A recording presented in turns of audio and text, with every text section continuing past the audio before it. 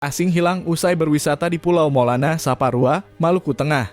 6 korban diketahui selamat, sementara 1 korban lainnya bernama David Matros Amahir Seja (49) dinyatakan hilang.